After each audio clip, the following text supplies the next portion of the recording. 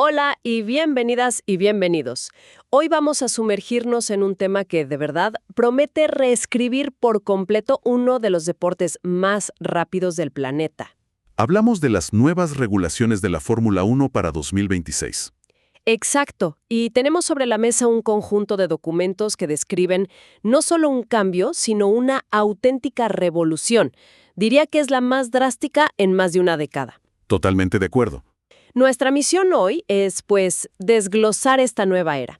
No se trata solo de que los coches se vean diferentes. No, para nada. Es una filosofía de carrera, de tecnología y de competencia completamente nueva. Las fuentes que tenemos sugieren que el objetivo es muy claro: crear carreras más reñidas, más espectaculares.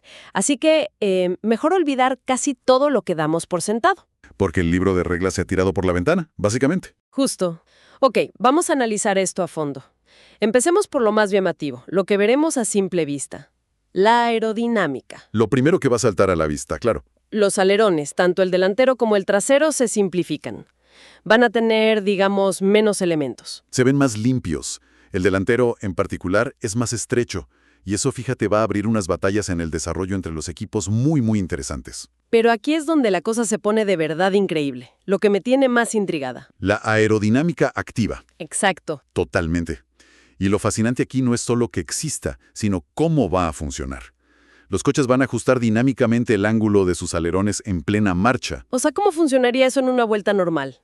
A ver, tendrán una configuración estándar, que podríamos llamar modo de alta carga o modo curva, ¿no? Con los alerones a tope para máximo agarre. Justo. Para generar todo el agarre posible en las curvas. Ok, la configuración del 90% del tiempo. Pero, ¿y en las rectas? Ahí es donde entra la magia. En rectas designadas, los pilotos podrán activar un modo de baja resistencia. ¿Y qué pasa ahí? Los flaps de ambos alerones, delantero y trasero, se aplanan. Se ponen casi horizontales. ¡Wow! Y eso reduce drásticamente la resistencia al avance, el famoso drag. El coche pues vuela sobre el asfalto y alcanza una velocidad punta mucho mayor. Pero esto es un cambio fundamental, porque no es como el DRS actual, que es solo para atacar. Para nada.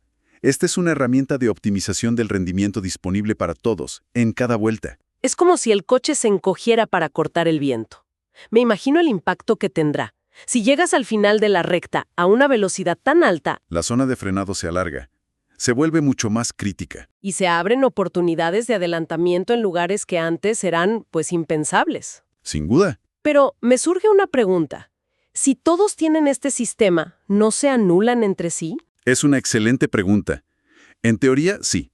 Dos coches en la misma recta podrían anular el efecto. Entonces, ¿dónde está la diferencia? En la táctica. En la gestión de la energía. ¿Quién lo activa primero? ¿Quién se atreve a frenar más tarde? Genera una nueva capa de estrategia que hoy no existe. Entiendo. Además, este sistema va de la mano de otro cambio fundamental. La aerodinámica no funciona en el vacío. Está ligada al chasis. Buen punto. Ok, entonces, esta aerodinámica activa está conectada a un chasis completamente diferente. Entiendo que el coche en sí va a ser más pequeño, más ágil, ¿no? Mucho más. Será más corto, se reduce la distancia entre ejes de 3.6 a 3.4 metros. Que ya es bastante. Y también será 10 centímetros más estrecho. Y, esto es crucial, unos 30 kilos más ligero. Puede no parecer una cifra enorme, pero en la F1, 30 kilos es un mundo. Cada gramo cuenta. Incluso los neumáticos de 18 pulgadas, que se mantienen, serán un poco más delgados. Todo esto está diseñado para crear un coche más nervioso, más reactivo. Más exigente para el piloto. Mucho más. Un coche menos plantado sobre raíles como los de ahora. Y debajo del coche es donde está la otra gran revolución aerodinámica. Cierto, el fin del efecto suelo como lo conocemos. Exacto.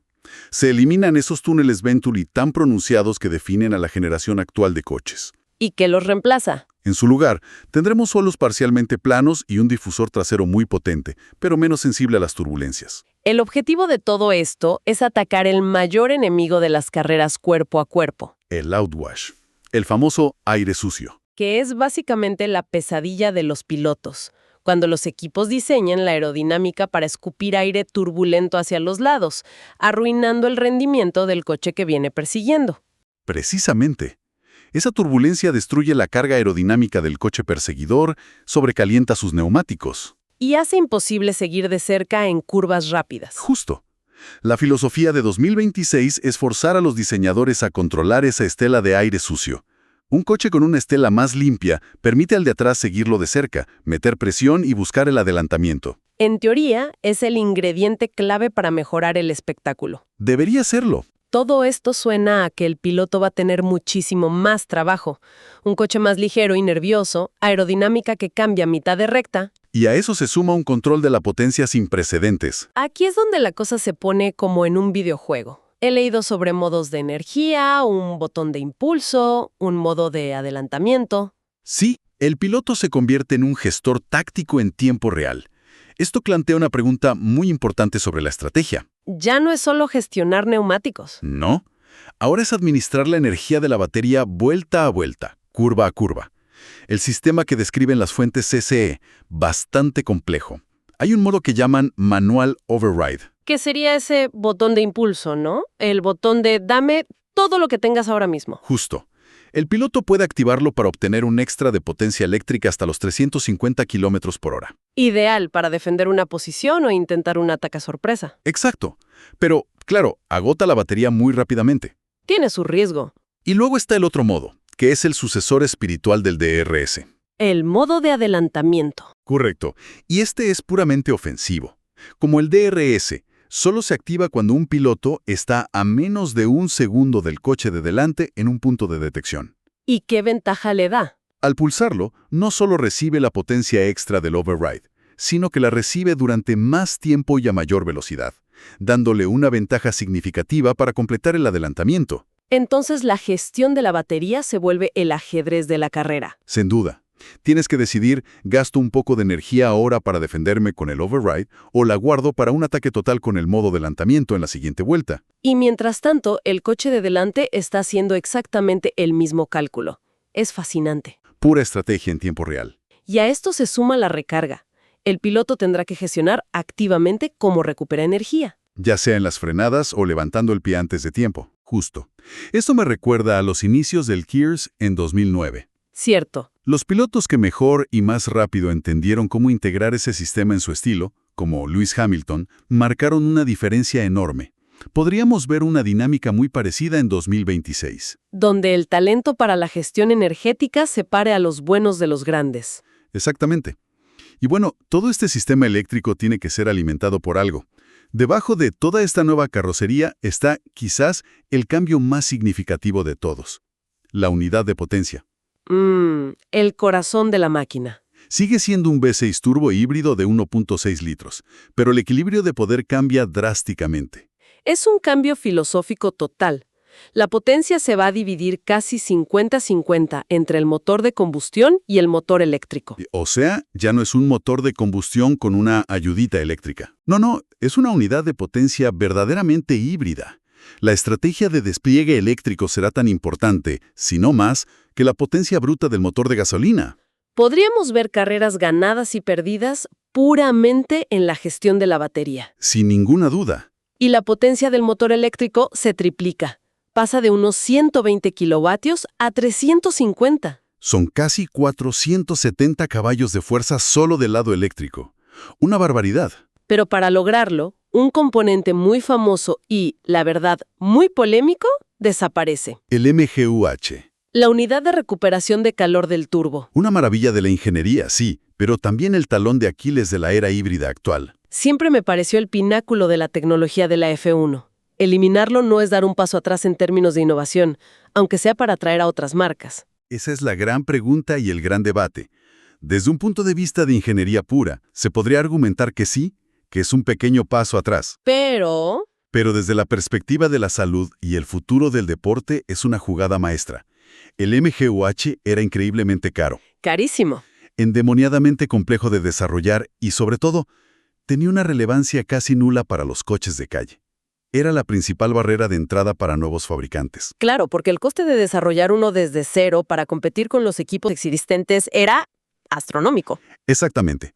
Eliminarlo fue la concesión clave que abrió la puerta a que marcas como Audi se comprometieran con la F1. Y que Ford regresara en asociación con Red Bull.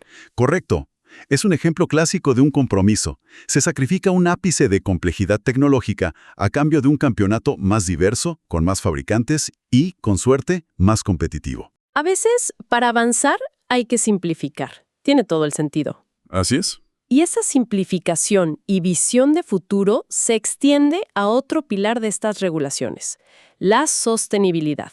La F1 se pone muy seria con esto. Y ya era hora. En 2026, los coches usarán por primera vez combustibles 100% sostenibles. Y es importante aclarar qué significa esto, porque no es etanol ni un biocombustible convencional. Es un combustible sintético avanzado, ¿verdad? Un e-fuel. Exacto.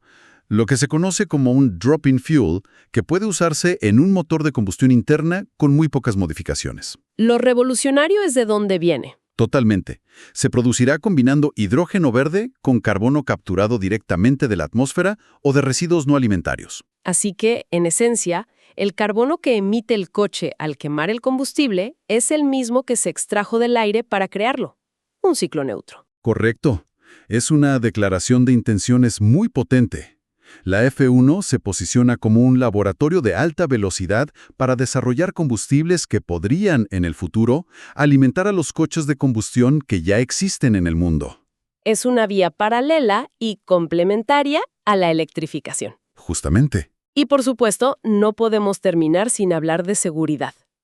Cada cambio de reglamento es una oportunidad para hacer los coches aún más seguros. Como siempre, es la máxima prioridad.